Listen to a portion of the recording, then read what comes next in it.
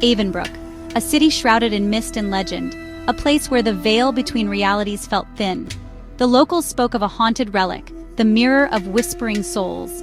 A chill ran down your spine just hearing the name. It was said to steal voices, trap souls. Most dismissed it as folklore, not Emily Rivera. A journalist known for her skepticism and her nose for a good story, she was drawn to the mystery. The legend was too enticing, the whispers too persistent to ignore. Emily packed her bags, her skepticism a shield, her curiosity a compass. She was determined to uncover the truth behind the Mirror of Whispering Souls. Emily thrived on logic, on facts.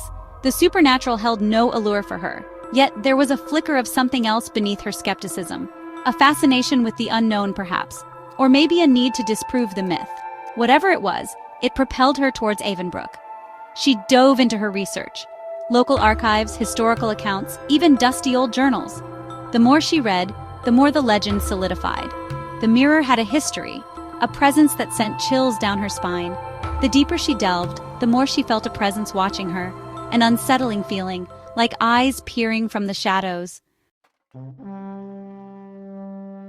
The drive to Avonbrook was long, the road winding through dense, silent woods. The air grew heavy with anticipation, the sunlight struggling to penetrate the thick canopy. As she entered the town, a hush fell. The locals, faces etched with a mixture of curiosity and warning, watched her every move. Her destination was Crow Manor, a Gothic mansion perched atop the highest hill overlooking Avonbrook. The manor had been abandoned for decades, shrouded in whispers and shadowed by tragedy. It was said to have housed the mirror, a portal to the other side. A shiver ran down Emily's spine.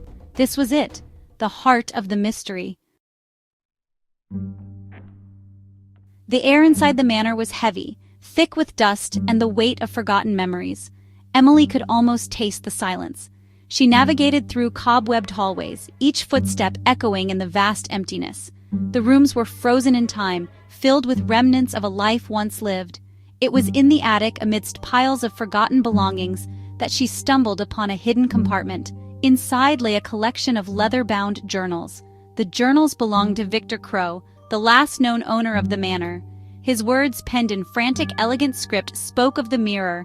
His obsession, his terror leaped from the pages. His chilling account confirmed the legend. The mirror was real, and it was hungry. Victor Crow's journals led Emily to a hidden room, concealed behind a tapestry depicting a haunting forest scene. The air in the room was different, colder, charged with an unseen energy, and there in the center stood the mirror. It was taller than a man, its silver surface tarnished with age. An unnatural stillness emanated from it, a sense of waiting. Emily felt a pull towards it, an irresistible urge to look into its depths. She hesitated, her rational mind screaming at her to turn back. But the journalist in her, the part that craved the truth, won over. She took a step closer, her breath catching in her throat. As she gazed into the mirror's depths, she swore she saw movement, a flicker, a whisper of something ancient and hungry. The moment Emily's gaze met the mirror's reflection, the world shifted. The room dissolved into a swirling vortex of colors and shadows. Voices, whispers at first, rose around her, a chorus of lost souls trapped within the mirror's depths. Each voice carried a story, a plea, a tale of sorrow and despair. They swirled around her, pulling her deeper into the mirror's grasp. She tried to pull away, to break free, but the voices held her captive. They whispered her name, her deepest fears, her darkest desires. The mirror was a black hole, sucking her in, stripping her of her will. It was feeding on her fear, her curiosity, her very essence. Panic surged through Emily. She thrashed against the unseen bonds, her heart pounding in her chest. She had to escape, had to break free from the mirror's grasp. Her hand closed around the silver locket she always wore, a gift from her grandmother. It was her anchor to the world, to reality. Focusing on the locket's smooth surface, she thought of her life, her loved ones, the world outside the mirror's grasp. She clung to these thoughts, these memories, using them as a lifeline. With a surge of adrenaline, she ripped her gaze from the mirror, breaking the connection. The voices shrieked, angry at being denied their prey, but they were fading. Emily stumbled back, collapsing to her knees. The room was still, silent except for the sound of her own ragged breathing. The mirror hung on the wall, its surface once again dull and lifeless. But the experience had changed her. She had looked into the abyss, and the abyss had looked back. The voices still echoed in her mind, fainter now, but ever present. A constant reminder of the souls trapped within the mirror's depths. Emily knew she could never forget what she had seen, what she had experienced. She had stared into the face of true darkness, and it had left an indelible mark on her soul.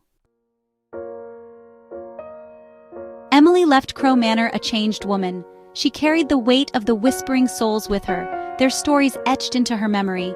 She never wrote about her experience, couldn't bring herself to put into words the horrors she had witnessed, but she never forgot. And neither did Avonbrook. The legend of the Mirror of Whispering Souls lived on, a cautionary tale whispered from generation to generation. A reminder that some doors are best left unopened, some secrets best left buried. And in the silence of the night, when the mist rolled in, those who listened closely could still hear them. The whispers of the forgotten, trapped within the mirror's embrace, forever bound to the city of whispers, forever echoing in the darkness.